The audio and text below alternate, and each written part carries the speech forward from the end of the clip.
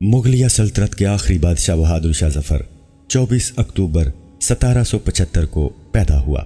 1857 की पहली जंग आज़ादी के वक्त बहादुर शाह जफर 82 साल का था जब उनके सभी बच्चों का सर कलम करके उनके सामने अंग्रेज थाल में सजाकर तोहफे की शक्ल में लाए थे।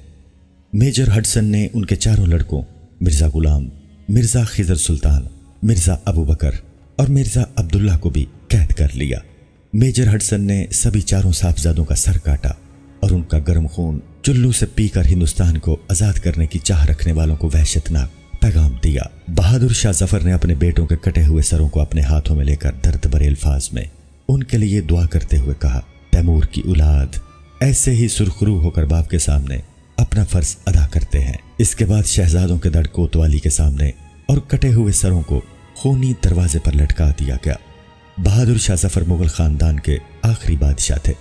30 सितंबर 1837 को तख्तपोशी के वक्त उन्हें अबू जफर के बदले मोहम्मद सिराजुद्दीन बहार शाह गाजी नाम मिला। वो नाम माँ के दिल्ली के चेयरमैन थे और असल हुकूमत अंग्रेजों के पास थी। उन्होंने उर्दू, अरबी, फारसी जुबान के साथ घुड़सवारी, तलवारबाजी, तीरंदाजी और बंदूक चलाने की काफी महारत हासिल कर ली थी। वो एक अच्छे सूफी दर्शन के जानकार, फारसी बयान, सोलेखन में अदीब व शायर थे। वो 1857 तक हुकूमत के कामकाज संभालते रहे। अंग्रेजों ने उन पर हुकूमती मुजरम और फौजियों के कत्ल के इल्जाम में अदालत के जरिए मुकदमा चलाया। मुकदमे में पेश किए गए सबूत बहुत ज्यादा जुल्म आमेज थे और कानून आम होने के बावजूद अंग्रेजों ने बहादुर शाह जफर को मुजरम और खाती करार दिया और मुल्क से निकालने का जुर्माना किया। अक्टूबर 1858 में उन्हें जिंदगी भर के लिए रंगून भेज दिया गया। ये कहानी बहादुर शाह जफर के उन्हीं आखिरी जलावतनी के दिनों की है। बहादुर शाह जफर और उनके खानदान को जहाज में सवार किया गया। ये जहाज 17 अक्टूबर 1858 को रंगून पहुंच गया। शाही खानदान के 35 मर्द और खवातीन भी ताजदार हिंद के साथ थीं। कैप्टन नेल्सन डेविस रंगून का इंचार्ज था। वो बंदरगाह पहुंचा। उसने बादशाह और उसके हवारियों को वसूल किया, रसीद लिख कर दी और दुनिया की तीसरी बड़ी सल्तनत के आखिरी फरमारवा को साथ लेकर अपनी रहाइशगाह पर आ गया। नेल्सन परेशान था। बहादुर शाह जफर कैदी होने के बावजूद बादशाह था और नेल्सन का ज़मीर गवारा नहीं कर रहा था। वो बीमार और बूढ़े बादशाह को जेल में फेंक दे, मगर रंगून में कोई ऐसा मुकाम नहीं था जहां बहादुर शाह जफर को रखा जा सकता। वो रंगून में पहला जलावतन बादशाह था। नेल्सन डेविस ने चंद लम्हे सोचा और मसले का दिलचस्प हल निकाल लिया। नेल्सन ने अपने घर का गिराज खाली कराया और ताजदार हिंद, जिले सुबहानी और तैमूरी लहू के आखिरी चश्मो चराग को अपने गिराज में कैद कर दिया। बहादुर शाह जफर 17 अक्टूबर 1858 को इस गिराज में पहुंचा और 7 नवंबर 1862 तक 4 साल वहां रहा।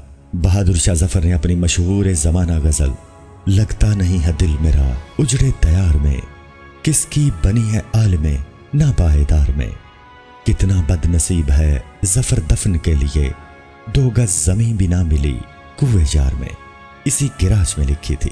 यह 7 नवंबर का खुनक दिन था और सन था 1862। बदनसीब बादशाह की खादमा ने शदीद परेशानी में कैप्टन नेल्सन डेविस के दरवाजे पर दस्तक दी। अंदर से उर्दुली ने बर्मी जुबान में इस बदतमीजी की वजह पूछी। खादिमा ने टूटी फूटी बर्मी में जवाब दिया, जिले सुबहानी का सांस उखड़ रहा है। अर्दली ने जवाब दिया, साहिब कुत्ते को कंगी कर रहे हैं, मैं उन्हें डिस्टर्ब नहीं कर सकता। खादिमा ने ऊंची आवाज में रोना शुरू कर दिया। अर्दली उसे चुप कराने लगा, मगर आवाज नेल्सन तक पहुंच गई। वो गुस्से में बाहर निकला। खादिमा ने नेल्सन को देखा तो वो उसके पांव में गिर गई। वो मरते हुए बादशाह के लिए गिराज की खिड़की खुलवाना चाहती थी। बादशाह मौत से पहले आजाद और खुली हवा का एक घूंट भरना चाहता था। नेल्सन ने अपना पिस्टल उठाया, गार्ड्स को साथ लिया, गिराज में दाखिल हो गया। बादशाह की आखिरी आरामगाह के अंदर मौत का सुकूत और अंधेरा था। अर्दली लैंप लेकर बादशाह के सराहने खड़ा हो गया। नेल्सन आगे बढ़ा। बादशाह का कंबल आधा बिस्तर पर था और आधा फर्श पर। उसका नंगा सर तकिए पर था, लेकिन गर्दन ढलकी हुई थी।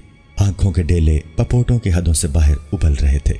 गर्दन की रगें फूली हुई थीं और खुश्क जर्द होंठों पर मक्खियां बिन रही थीं। नेल्सन ने जिंदगी में हजारों चेहरे देखे थे, लेकिन इसने किसी चेहरे पर इतनी बेचार की, इतनी गरीबुल वतनी नहीं देखी थी। वो किसी बादशाह का चेहरा नहीं था, वो दुनिया के सबसे बड़े भिखारी का चेहरा था। और इस चेहरे पर एक आजाद सांस, जी हाँ, صرف ایک آزاد سانس کی اپیل تحریر تھی، اور یہ اپیل پرانے کنویں کی دیوار سے لپٹی کائی کی طرح ہر دیکھنے والی آنکھ کو اپنی گرفت میں لے لیتی تھی۔ کیپٹن نیلسن نے بادشاہ کی گردن پر ہاتھ رکھا۔ زندگی کے قافلے کو رگوں کے جنگل سے گزرے مدت ہو چکی تھی۔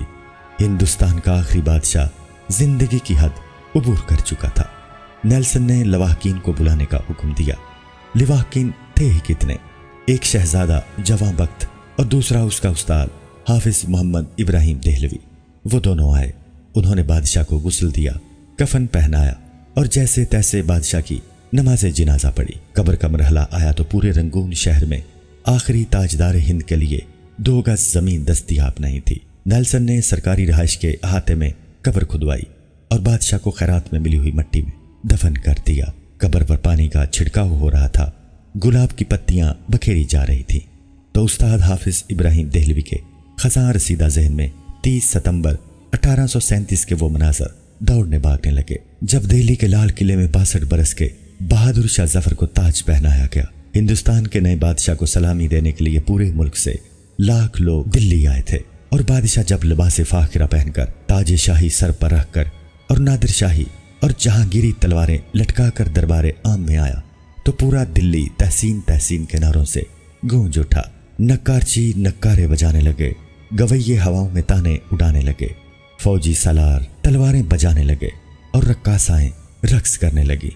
استاد حافظ محمد ابراہیم دہلوی کو یاد تھا بہادر شاہ ظفر کی تاج پوشی کا جشن 7 دن جاری رہا، اور ان 7 دنوں میں دلی کے لوگوں کو شاہی محل سے کھانا کھلایا گیا، مگر 7 نومبر 1862 کی اس ٹھنڈی اور بے مہر صبح بادشاہ کی قبر کو ایک حشلحان کاری تک نصیب نہیں تھا۔ اتنا ہی نہیں، ان کی قبر کو پتوں سے ڈھک دیا گیا اور چاروں طرف بانس کی باڑ لگا دی گئی۔ انگریز نہیں چاہتے تھے کہ 4 صدیوں تک ہندوستان پر راج کرنے والے مغلوں کے آخری بادشاہ کی تدفین کی خبر عام ہو کر ہندوستان تک پہنچے۔ ویسے بھی برما کے باشندگان کے لیے یہ کسی بادشاہ کی موت نہیں بلکہ کسی عام شخص کی موت تھی۔ انتقال کے 132 سال کے بعد 1991 میں ایک یادگاری کمرے کا سنگ بنیاد رکھنے کے لیے کی گئی کھدائی کے دوران ایک قبر کا پتہ چلا۔ 3.5 فٹ کی گہرائی میں بہادر شاہ ظفر کی نشانیاں اور باقیات برآمد ہوئے۔ جانچ کرنے کے بعد یہ تصدیق ہوئی کہ یہ قبر بہادر شاہ ظفر کی ہی ہے۔ ان کی درگاہ کی تعمیر 1994 میں ہوئی، جس کا شمار آج دنیا کے مشہور اور تاریخی درگاہوں میں کیا جاتا ہے۔ درگاہ کا گوشہ گوشہ آخری مغل بادشاہ کی زندگی اور ان کی تاریخ کا ترجمان ہے۔